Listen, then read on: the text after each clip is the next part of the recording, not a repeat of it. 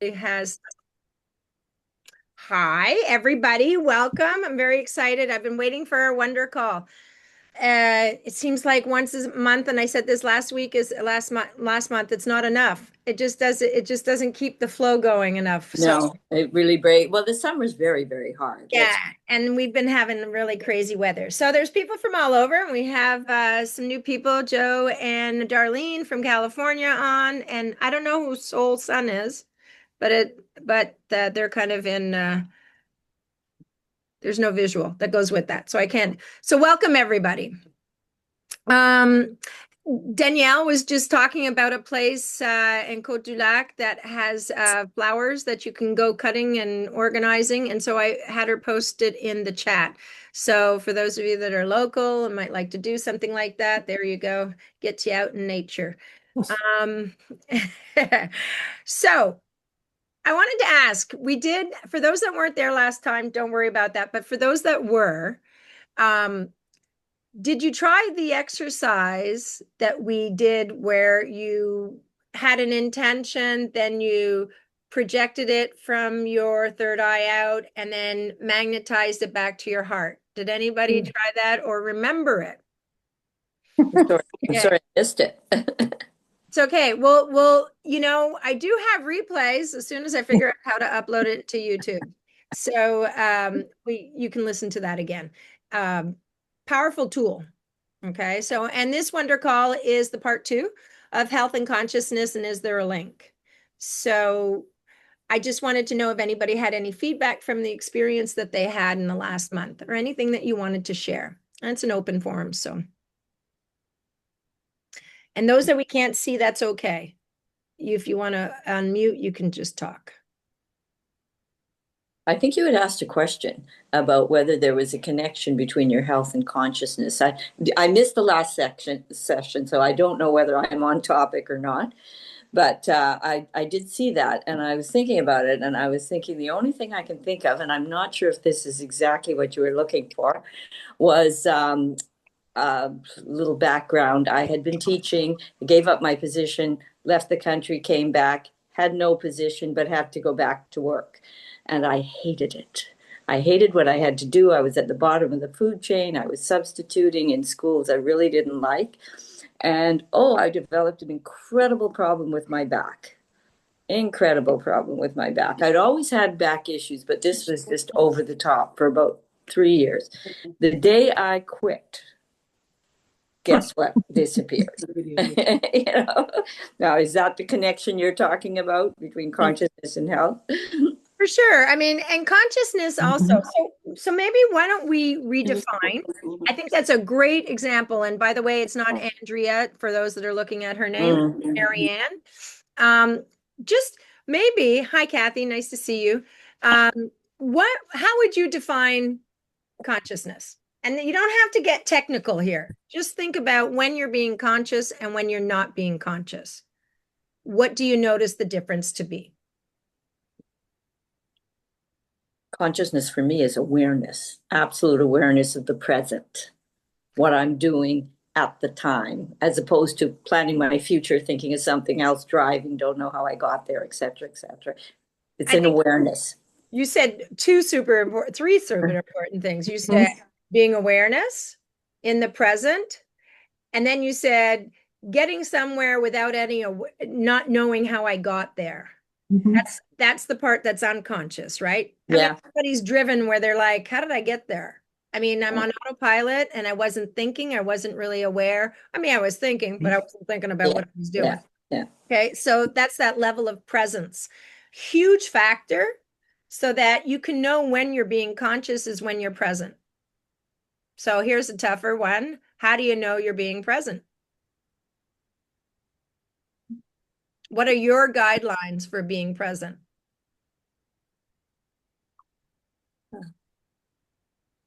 I guess for me, it would be I just feel more. I'm not unfeeling. I feel what's actually happening. I taste I just did not taste that bowl of strawberries because I was listening to you and chatting and talking and just shoving it down. absolutely not conscious of what I was doing, just putting food in my mouth. So it's that sensation of feeling and tasting and seeing, and that's how I would describe it for me. It's when you're not in the past and not in the future. Mhm. Yeah, so you're now, and in the now, that's including the body, right? Because the mind doesn't necessarily, well, include the body.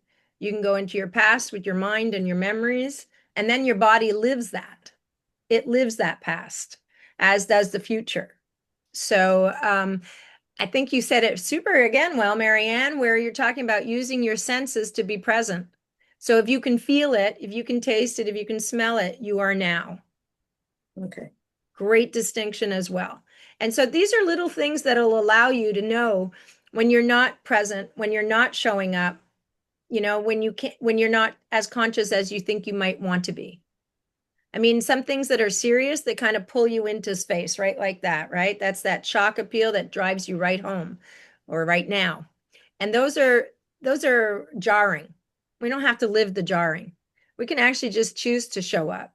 And then it seems like things are smoother.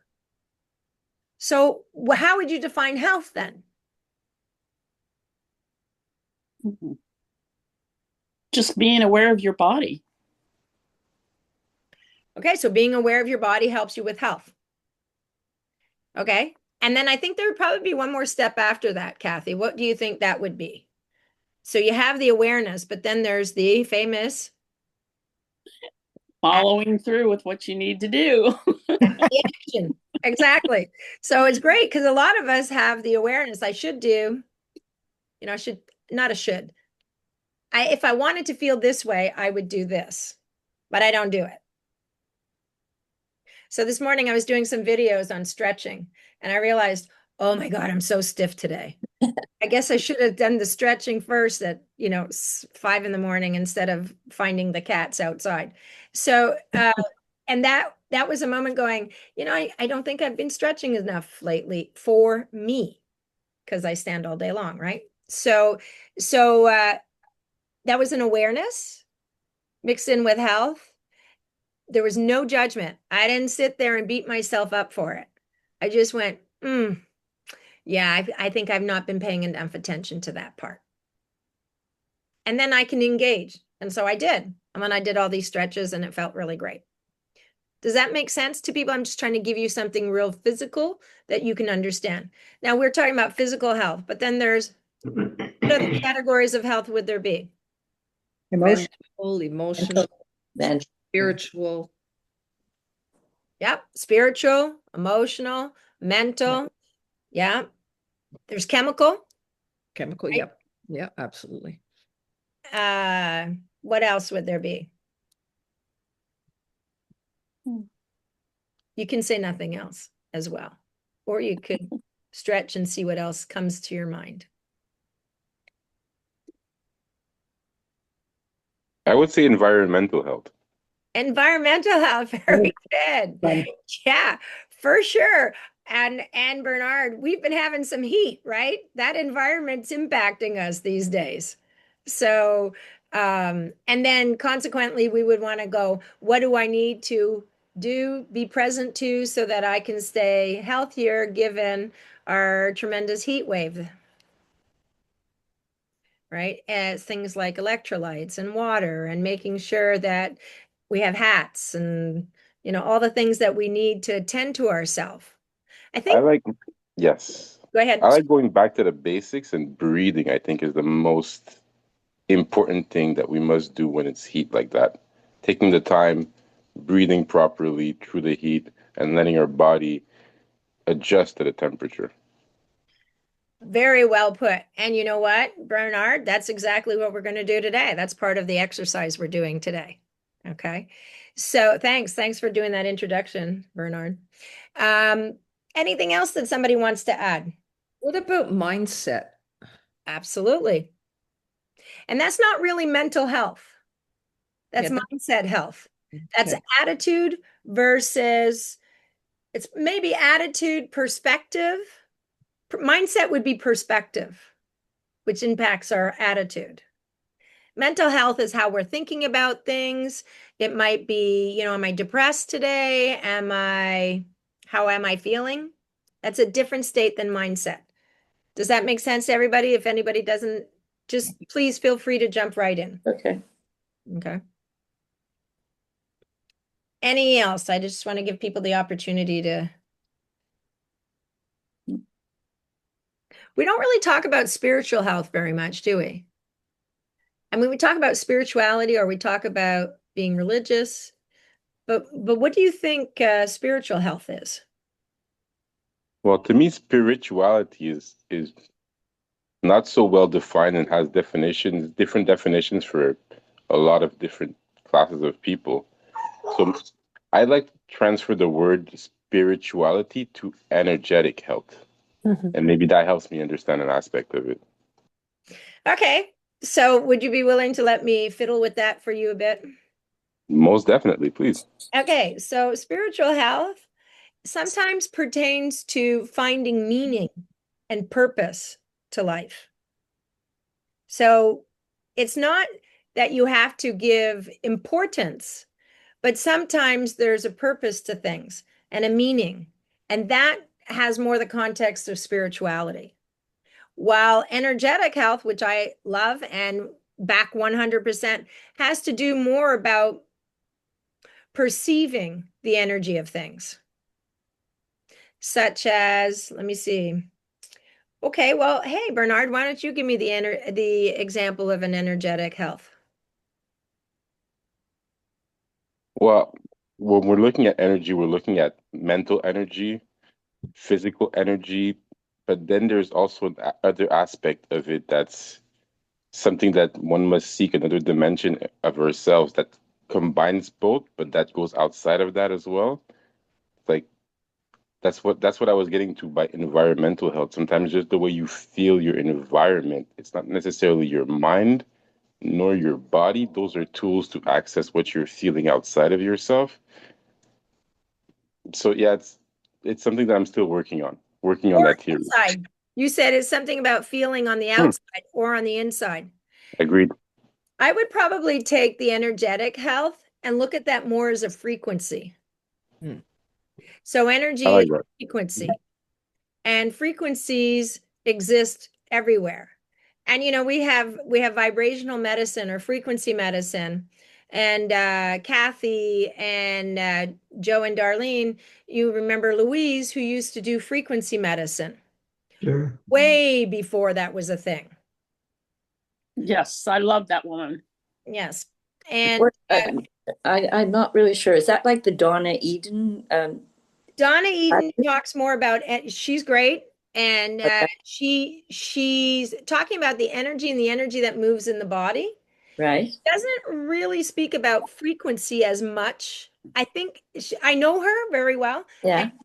And she functions from frequency, but the language in what she's written up to date and when she wrote is different than what we're writing now. That was a long time ago. It's So true. she wrote in the 90s, Yeah. the late 80s, 90s, 90 and then through. And then but now the language is shifting just even in the last 3 years since COVID. Okay.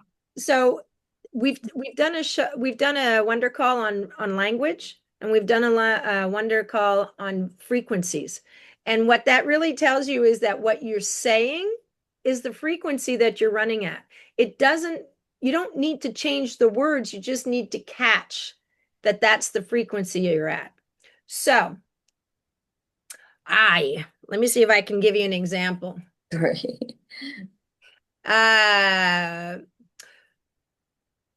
The difference in the feeling when I was trying to tell you about the stretching. I should have been stretching, right?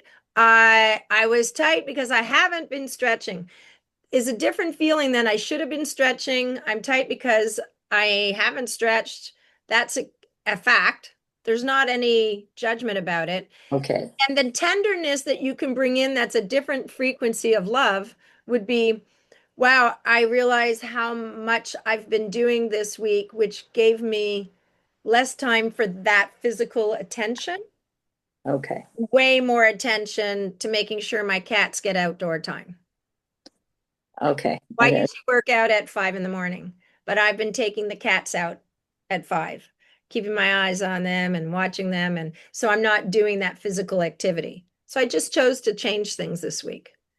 Okay. But the tenderness is in acknowledging what I did choose. And there's nothing wrong with that. It was a different experience. The judgment, when I say a should, anyone Good. who says a should, they're already judging themselves.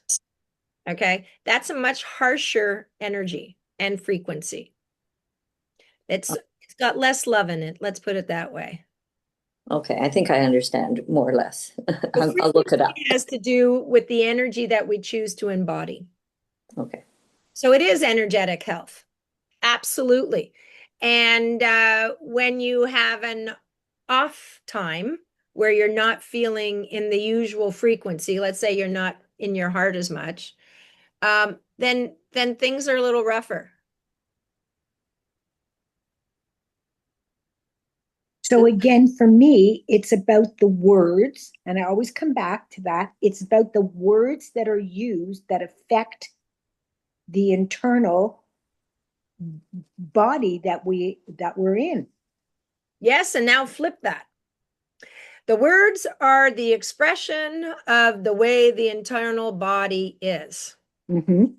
So we speak, that represents what is happening on the inside. Correct. For sure, they affect each other, like health and consciousness affect each other. Okay. But when you speak the word, there's nothing wrong with it. If you could say, I can speak anything, it would tell you what's going on the inside. If you want to shift that, become aware of the language. If I'm talking from, oh, you made me do this. That's a great one. Oh, you made me do this. You did this, so this happened to me, right? We all know that sounds a little bit like a victim because it probably is a victim. Mm-hmm. I'm not taking any responsibility for the part that I played in that. Correct. It should be, wow, I was really off track. And that activated a whole sequence of events, including that response. Is that an example? So it allows you to get awareness without beating yourself up or without judgment. I know it's a very common thought, but how do you put it in practice? And the way you can catch yourself. How many here speak to themselves? All the time. Oh my God, we're talking 100%. Doesn't everybody? No, did you know that? Oh my God, I thought I was the only crazy one. No, I thought everybody did. I don't know thought it how was a somebody requirement. maneuvers. Yeah, exactly. I don't know how anybody maneuvers through life without talking to themselves. Well, I'm living with my dad. He talks to himself all the time. And I go, do you realize you're talking to yourself? He goes, who else am I going to talk to? Yeah. And I'm laughing because so now, but have you ever listened to the voice that you're using when you talk to yourself? Always. It's the words that you're saying that change the attitude that you have. It's the words, it's the tone, it's the sharpness, it's the lovingness.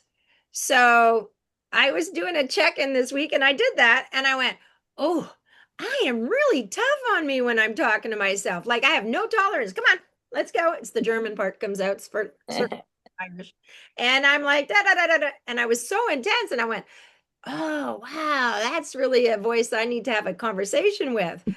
So intent about, and I did. I took 2 days to have a conversation with that part of me that was so tough, and realizing, it's not only, she doesn't only share that with me, she shares that with those that I love and that are in my environment. And so wanting to shift that was the instigation to looking at that a little bit more. So how we treat ourselves is how we treat those that are in our intimacy or in our close space. Yeah, Sabrina, speak up anytime. Yeah, I'm just wondering, like, when you're so ingrained with speaking to yourself a certain way and sort of being on the harsher side, like, I'm very much someone that says, I need to do this. Oh my God, why haven't I done this yet? And I do that like in all aspects of my life. How do you even start making that shift to change that language? Okay, I Good one. that question. Now, I'm going to give you the opportunity, and anybody else, to what would you consider doing differently in that moment? If you're sitting there and you're saying, I need to do this, and I should have gotten this done, and where am I in all of this, and da da da da, and whatever the story goes from there, what would you think would shift that frequency? And it is a frequency you're functioning at. I mean, I know the right answer would be to switch. Just say it. Just say it. There's no I right. think switching to frequency like more of love and more of gratitude, of sort of realizing like, okay, I'm here. I get to tell myself, I get to realize like what would be better for myself. But Okay, no, but Fab, yeah, stop there. yeah. You would maybe reword that phrase that you just gave yourself and imagine talking to more tenderly to yourself. Or I often say, if it was my best friend, or, I love and adore my daughter. So if it was my daughter, how would I speak to her? Or even better yet, if it was a child, Mhm. I speak to him or her. And then I reword that so that I have a little bit more gentleness, maybe.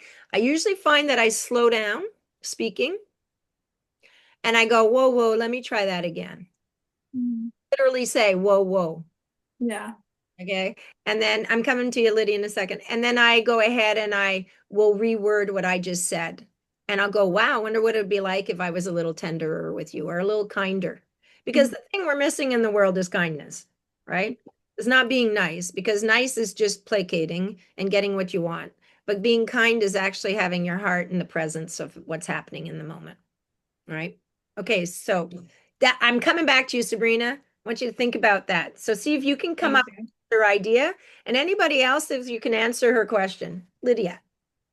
For sure, when something happens to you and you're fragilized, then you definitely become very motivated to be good to yourself, because then you see what can happen when, when you go through things and you're not that strong, and, your health is failing, or your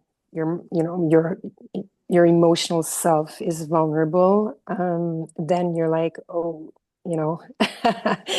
all of a sudden you see that you have to be careful for yourself, that you have to tender to yourself, that you have to be that voice. Otherwise, you're not gonna get back into the, yeah. Yeah, that was beautiful, Lydia. And sometimes when I hear that voice, I wonder, first of all, where's that coming from? Not who is it coming from, it's where's that coming from? It's a time zone that got imprinted in my body, right? And so what was happening then? That was the response that had me survive. And if I wanted to not survive but thrive, what would be the voice required? Because everything's a choice. So how do we choose? I'm coming to you in a second there, Bernard. Does that make sense? I love the way you said that. And I'm wondering if we don't have to wait for things to be fragile. Because by then we've missed, right? I'm not even going to number it, multitude of opportunities to be kind with ourselves by then. But it makes that event, it makes it positive, because then you realize that it's bringing you there to the right place. Absolutely. So at least, you're like, oh, okay, well, that was really tough, but hey, it gave me this, Opportunity, the golden thread, the nugget waiting for you after that experience. Absolutely. Bernard, to say something? Oh, sorry, Marianne, just one That's second. okay. Bernard was waiting. I just have to hold that thought. Okay. Please do. Yeah, I did want to say something. I like the fact that you said that it's a time imprinted in your body, meaning that at least on a mental level, we could actually be in the time when we are healthy, balanced, strong, and bring ourselves through time with that knowing that we're in that present space, if that's well verbalized. When we're talking about internal voices, my whole thing is efficiency. Not the entirety of it, but one of my main focus points is efficiency. So what voice will be efficient at translating the message to actually get me to exactly where I want or need to be? Okay, and does efficiency usually imply heart? Not necessarily. I'm learning that maybe it should. Yeah, Maybe that should be included. But you did say yeah, I think it, pardon me? you should. You said it should. Yeah, I think it should. I think it should. I think it should be from a place of Judgment. compassion, caring for my. I mean, I think heart should be at the center of activity and not just brain, mental activity. So, but that's something that's within my own parkour, something that I'm learning. Okay. That's fantastic. And I agree. And I would probably say that I'm right with that voice. It's an efficient voice. Let's get the job done. Right. So thank you. I think I'm still processing a little bit also what Lydia said about fragility and the gift that comes from that, because it opens us up to more potential for ourselves and then a better listening of how we're really being with ourselves, Mhm. right? Because it all starts from, and how we treat everybody else is how we treat ourselves. So if we're not being real kind to ourselves, and I really like the word attend to, to attend to ourselves doesn't mean that we're the only thing that counts. We're just attending to what we need so that we're well. Literally, that's it. We attend to ourselves so we are well. And what does that look like? And When how you say Orwell, do you mean like George Orwell? That's just a small joke. yeah, I gotta spell it WELL. So that it gives you the opportunity to, if you can catch it, it's a moment, right? A lot of times we do these things when we're on our own. I don't, I have the good fortune my dad talks when I'm there, but I mean, the it's usually when I'm alone that I talk to myself. And then I catch the inherent attitude, thought in that moment. That's the key for me, is to catch myself in the act of not being kind to myself, so that I can shift it. Yeah. I think I just want to, before I totally lose this thought and we keep flying ahead, I wanted to go back to where you said the voice, listening to the voice, and you mentioned not who it came from, but I'm not sure. I think that matters a little bit, because often I hear myself criticizing myself. There's no doubt about it, and I know I think, oh my God, that's my mother's voice. Those are her words, for Pete's sake. Absolutely her words from when I was 6 or 7 or 8 or whatever. And they're still there pushing at me. And once I identify who is putting that into my head, I'm better at working it around a little differently. And quite often, when you said that's the German side, I have that side too, and the efficiency and the do and must do and get it done and all in order, make sure everything's in order. When I know where that comes from, it's easier for me to change it. I agree. Okay. That's because you had said not the who, and I thought, no, the who really matters to me. So I said not the who in that moment, because sometimes we can't identify it, and then we do a home mind trip before. yeah. Right? That requires a little more time for processing, but I'm actually just trying to break the pattern. So sometimes it's a what, it's a who, Okay. where, and then you can find out where it's locked in your body. Oh, did you It's get it? also sensations in the body. Bridge? But I would want you to say that the who does come from our childhood, right? It's the imprinting. That's what we call it. It's our imprinting. And but we've carried it forward, and it's no longer somebody that's talking to us like that. It's us talking to us like that. So how do you shift that? And it is by shifting the practice, you know? Yeah. Karen, if our thoughts, you said something along a few minutes ago, and that is if our thoughts are a reflection or our voice, which is, the voice in our head is a reflection of what's going on inside. Maybe it's as simple as just changing what you're saying to yourself. Could you stop and be aware and say something different to yourself? Absolutely. That's exactly what it is. And it's also tone plays a role, right? So oftentimes we just have to slow down, stop. Whoops. I'm going to scoop that back up, right? Let me try that again. And if I was being attentive and kind, because those are moments of unconsciousness that comes out, right? They're not bad moments, they're just moments of unconsciousness. So when I'm in a need to be efficient role, I get, okay, so what about if I could be a little bit more like a wave? It'd roll off me easier in my body. So Joe, that's very much the thing. What would I say differently? And how would I say it differently? And would I have a tone that's different? Yeah. Karen, hi. Hi, Darlene. Hi, I wanted to add something to what Joe said. What I find myself doing when I am in that space of self-criticism and or unfeeling or just a negative space, and I realize what is causing that. Yep. I do an exercise where I say, this no longer serves me. Mm. And it doesn't always work, but it is a policy statement I have for myself. And most often I can ease out of that. And then if it comes back up, I remind myself again.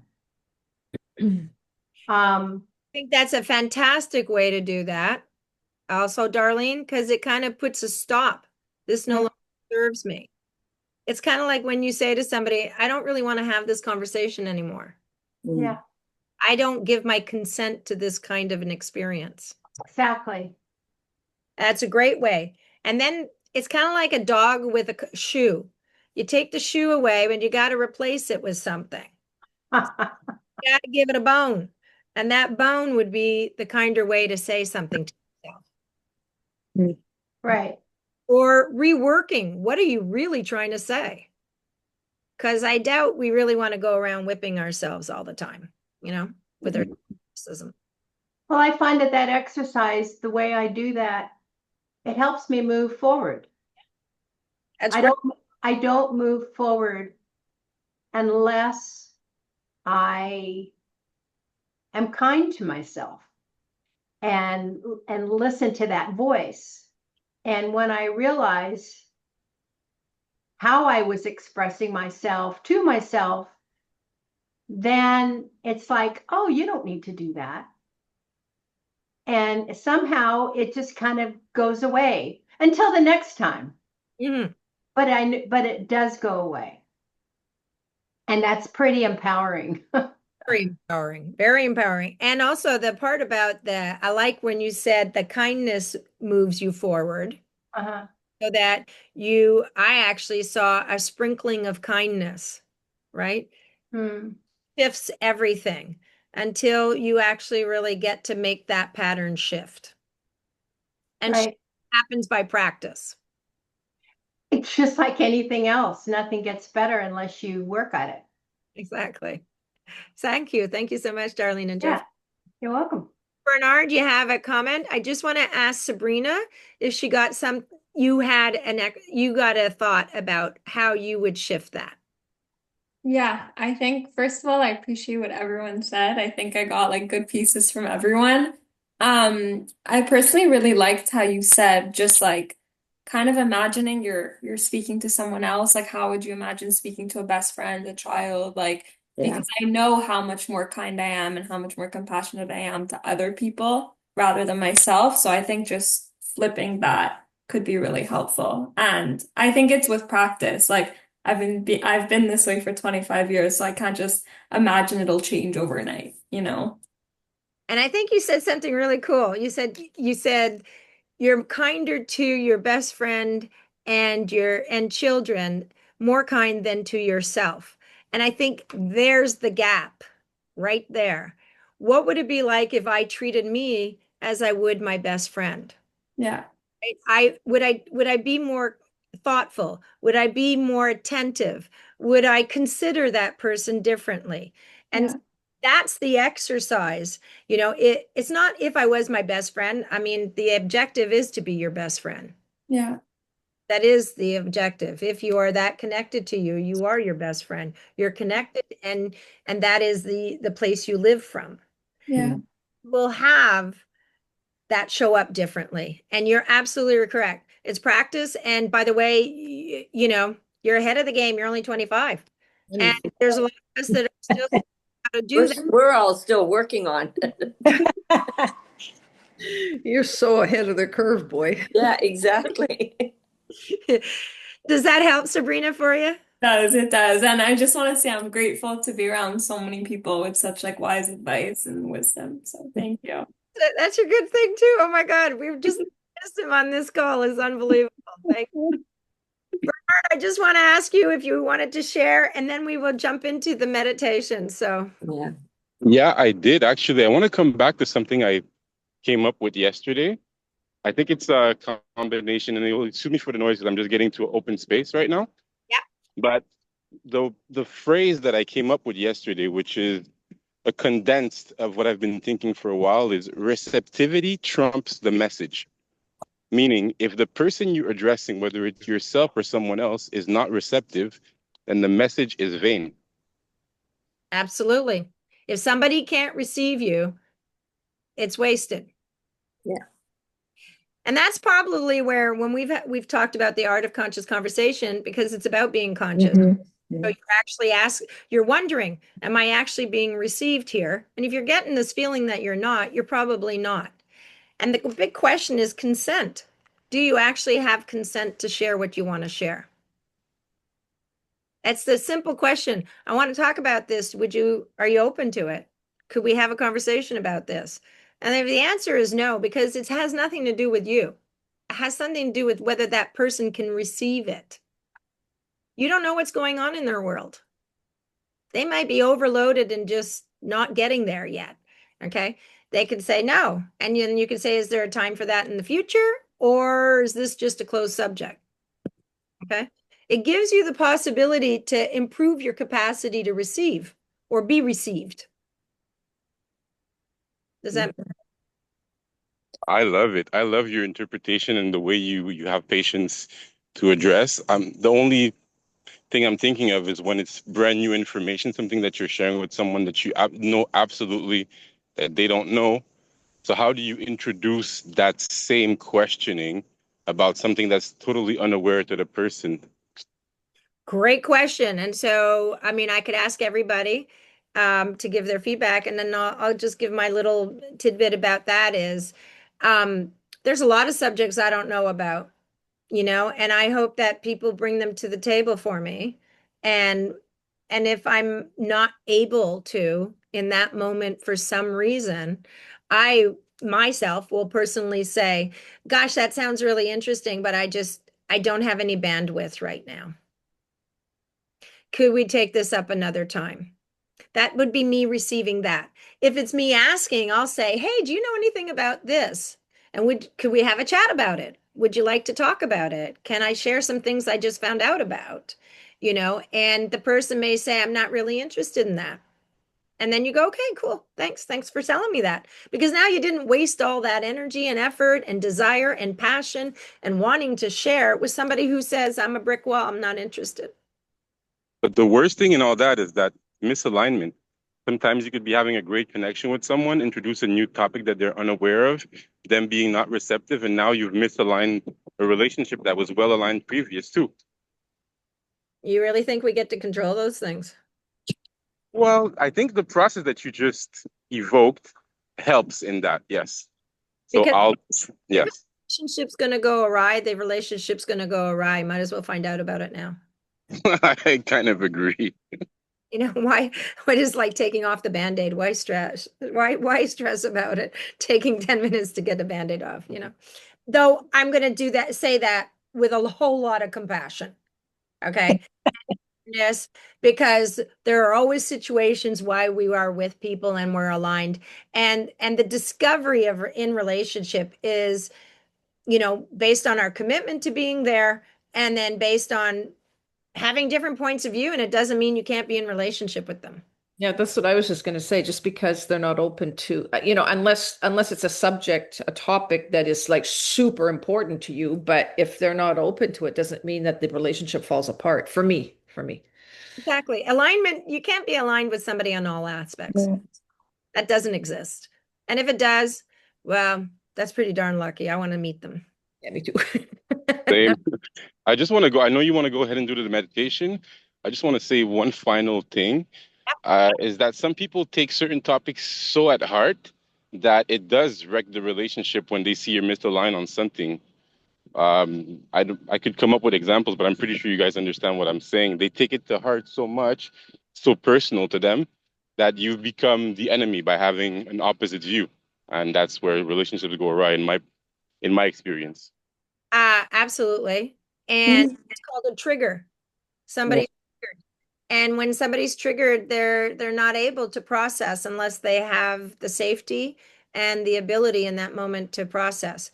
That's a whole big conversation. Maybe we should do a wonder call on that. Because when we're not aligned with somebody, that's not a wrong or a right. And it's not a place to make a decision. It's if you have repetitive misalignments and you have different intentions and different visions and you know, no honoring of the other person. There are a lot of other factors that come into relationship. Does that speak to you what you were just saying? Oh yeah, definitely. Definitely.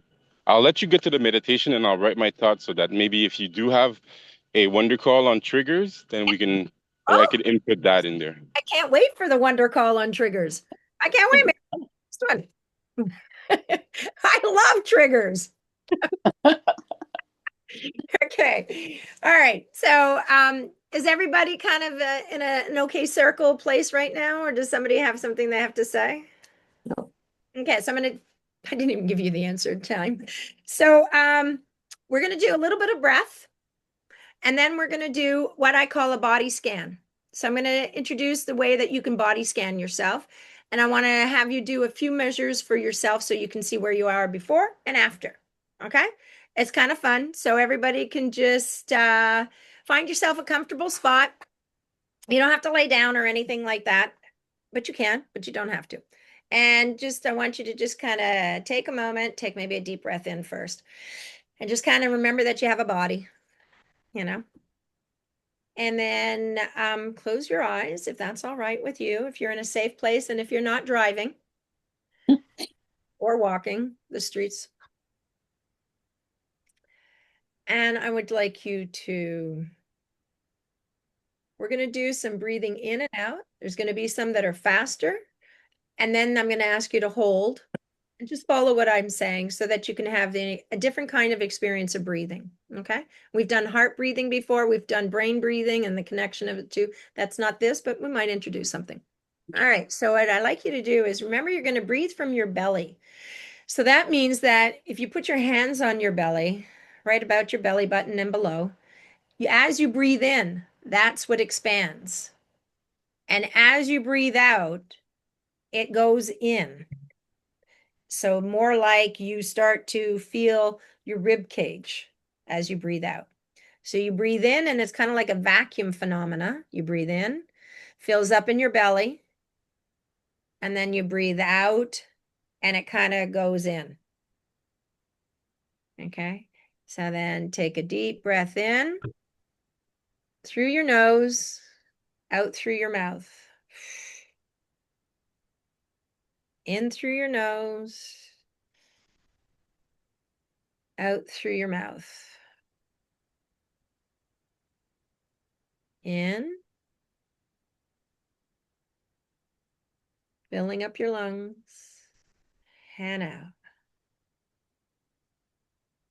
Now I'm going to have you breathe in and out through your mouth. In through your mouth. And out. Breathe in. And out. Bring it a little faster. Breathe in. And out. Remember to have your belly go big first. Then your rib cage. In. And out. In. And out. And a little faster. In. And out. And in. And out. And in. And out. And in. And out. And deep breath in. Hold it.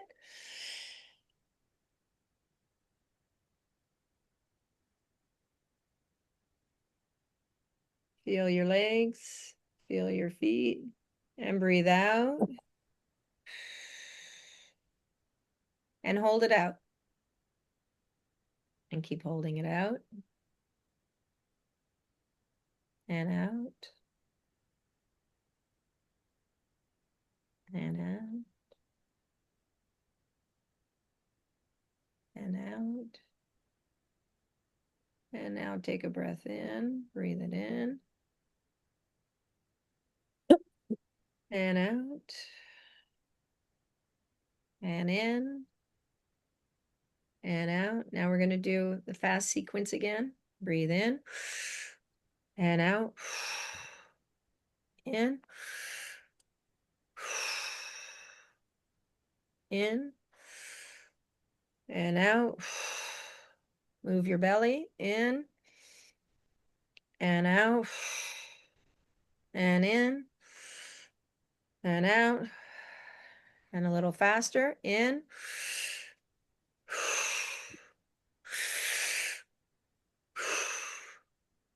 In. Out. In. Out. In. Out. In. Out. Deep breath in and out and in and out. Deep breath in and all the way out, and hold it out. And I want you to just notice what's going on in your body. Maybe some energy moving, some tingling, some peace and quiet vibrations.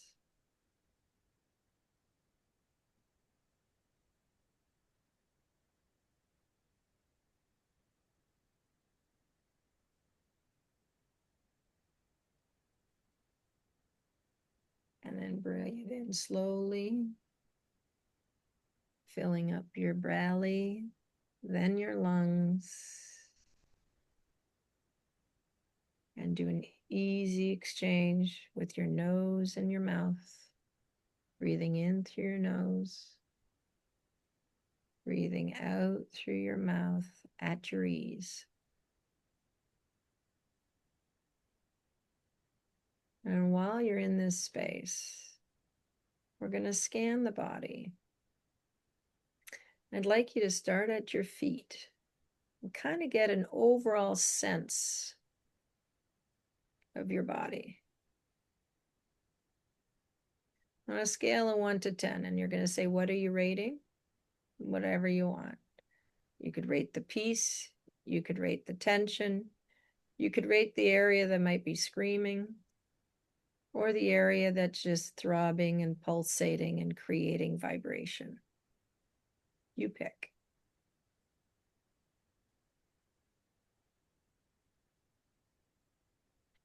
From 1 to 10, where are you? And then I want you to start to scan. We're going to go to your feet first. Just kind of notice your feet if they're on the ground. What's that feel like to touch the place that meets the earth?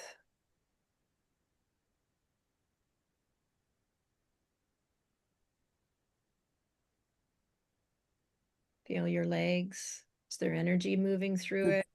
Is there tingles? Is there flow? Is there sharpness? Is there tension? Whatever you have, just notice. Let's bring your awareness to your legs. Notice your knees, maybe the kneecaps. Maybe wander through the inside of your knee. Maybe to the back. If your knees are compressed by being in the cross-legged pose. And come to your thighs. And if you're sitting or laying, how do the thighs feel against whatever it is that you're on?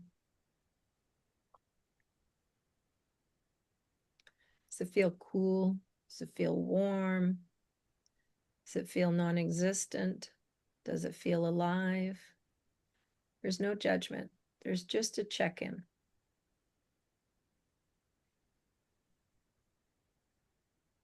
And notice your belly and your thighs and your buttocks, where you're sitting.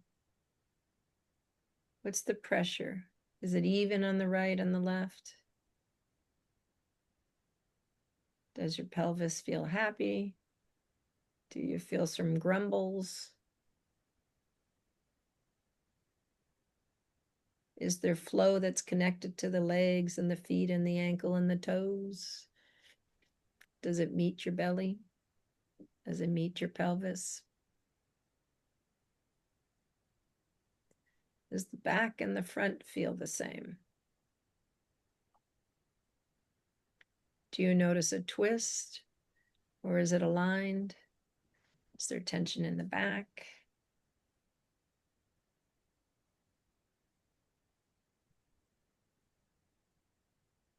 And going up your back as you're breathing, do you notice your rib cage?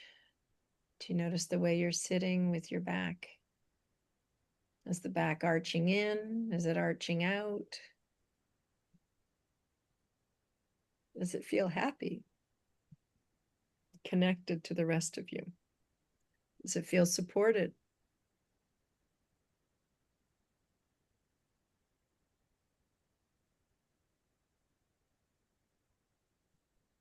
Do you feel tension in your shoulders? How do your shoulders feel attached to the rest of your body? Attached to the neck? What happens if you move your shoulders just a bit? What do you notice about that? Does it make your neck happy, unhappy? Do you feel tension, comfort? Does it feel easier to move after you move? Is there a sweetness in that space? Or does it just feel empty or numb?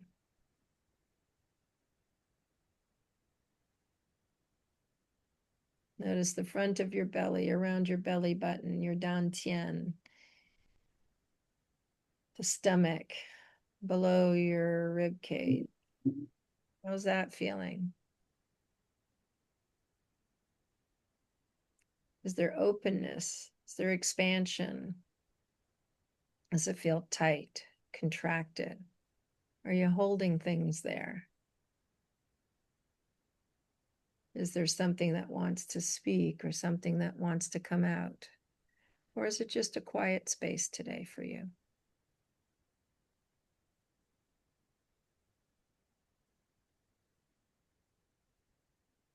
And what do you notice about going into your rib cage and your heart space, the chest? Can you feel your heart? Maybe you feel the pulsing. Maybe you feel the warmth that's emanating. Maybe you can feel the pulse, the connection between the different parts of your body. Maybe the nourishment that's coming from the heart that's radiating out, up and down through the body. What do you notice about your heart? Does it feel full? Does it feel attended to?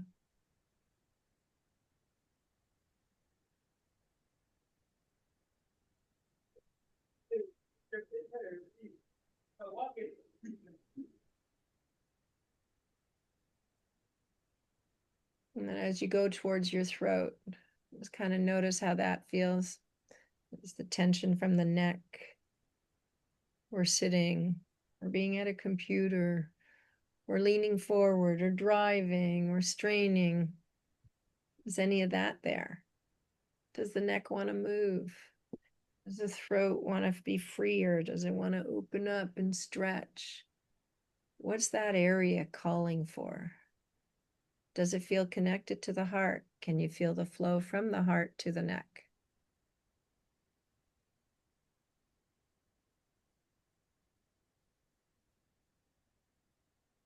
Now going to the face. Feeling the face. Put your hands on your face ever so lightly. What do you notice as you're scanning the face? How does it feel to touch your forehead, your eyes, your eyebrows, the temples, your cheek, the bridge of the nose, the tip of the nose, the upper lip,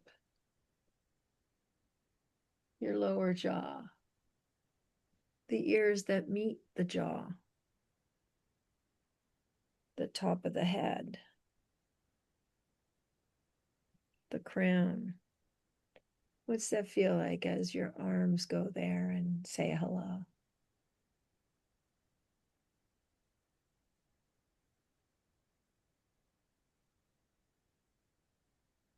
Can your feet feel your crown?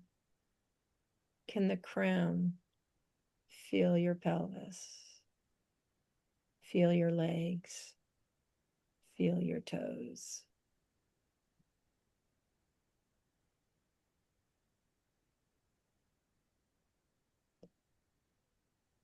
As you reach up, perhaps with your hands towards the sky, and you elongate your arms and you reach up and you arch your back a bit and you open your arms. What do you notice as you're breathing in? Receiving all of that energy from your biofield, from the field there, everything exists, all frequencies exist.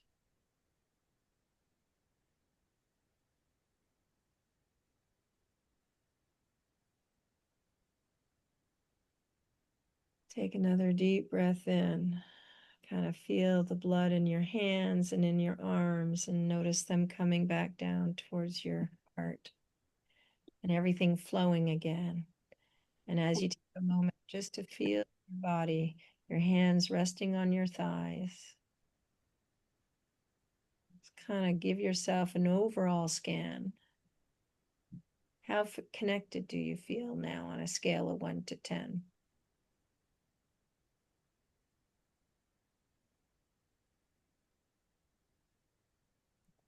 And that original feeling that you were scanning when you started, how does that feel now on a scale of 1 to 10?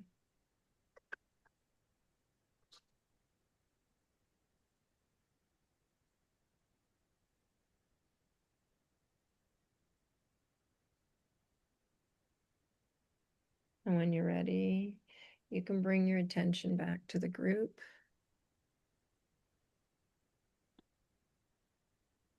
Oh.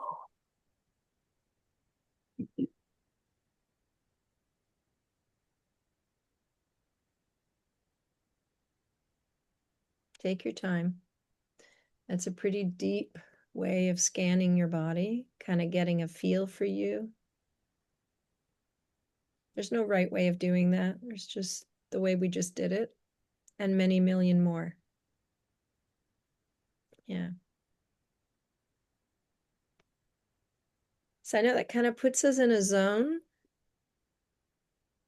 but I'd love to have you maybe share a little bit about how you felt about the breath, both breathing fast and slow, and hold. And maybe just a little word about how you felt about the body scan, and where were you on the scale of 1 to 10, before and after? It's not an accounting thing. It's just giving you an opportunity to speak about something that means something to you. pretty relaxed, Yeah, pretty very much. relaxed. Everything just went softer. Everything just felt softer.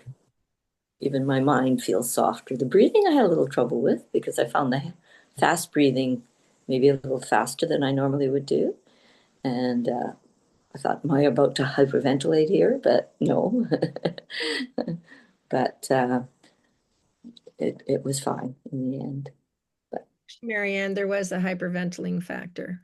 Oh, there was. Okay, I could feel it. I could definitely feel it. Oxygen to not breathe for a moment, for about a minute. Was Okay. active. So when we aren't breathing, everything goes still and quiet, and we can hear ourselves better. Okay. And it just gives you a doorway to you. Everything's about a doorway to you. That's a great way of saying it. I don't think I've ever said that before. Doorway to you. And so when you breathe that faster breath, it gets your body all excited and oxygenated, and then you can stop and be there. And that's partly where that happens. And I loved when Joe, you said relaxed, and Marianne, you topped it off with soften. Yeah, everything just softened. Yeah. And that's kind of that place where, what if we could have efficiency and softness at the same time? Right? They're not mutually exclusive. So thank you. Thanks for sharing that. And did you notice a difference between your first scan 1 to 10 and your second scan 1 to 10?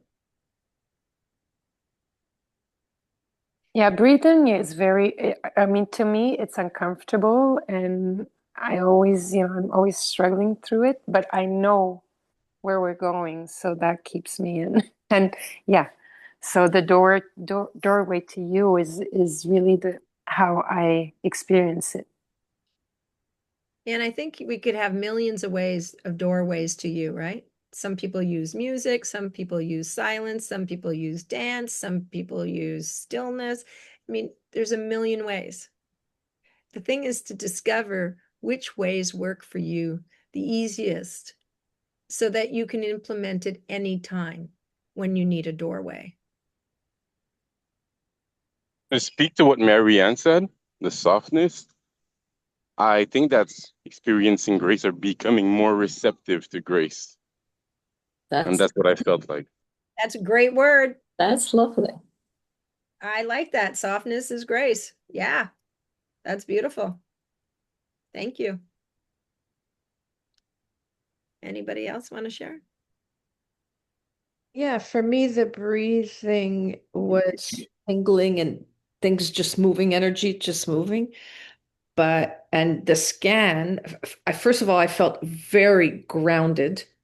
And at the end of the scan, when you had us open our arms, oh my gosh, I felt compassion, acceptance, possibility, openness, expansion. It was just like, wow. It's just, wow. Really cool. Thanks for sharing that, Danielle. Actually, I think that I don't think I could have said that. That was perfect. Yeah, or even add to that. That was beautiful. Thank you, Danielle. You're welcome. As my longtime friend Karen has said to me over the years, grace and ease. Mm. And I turn to that almost daily. And it always it supports me. Yeah. I'm actually trying to get a passport to be in Grace and Ease myself.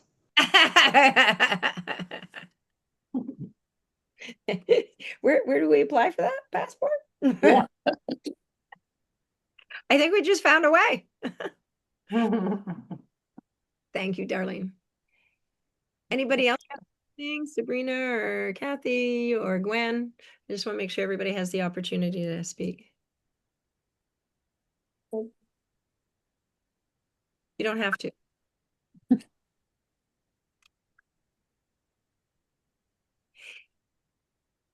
The body scan's a great thing to use when you feel like you're in your head a lot. Yeah. And who isn't, right? That's the functioning in this world.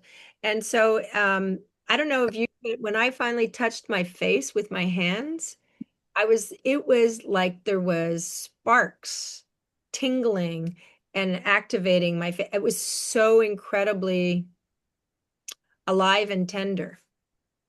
You know what? For me, Karen, when you had us touch our face, it was love. It was just like, wow. It was really cool. Exactly. So, anybody else want to say something? I know I'm a few minutes over, so I apologize, but all right.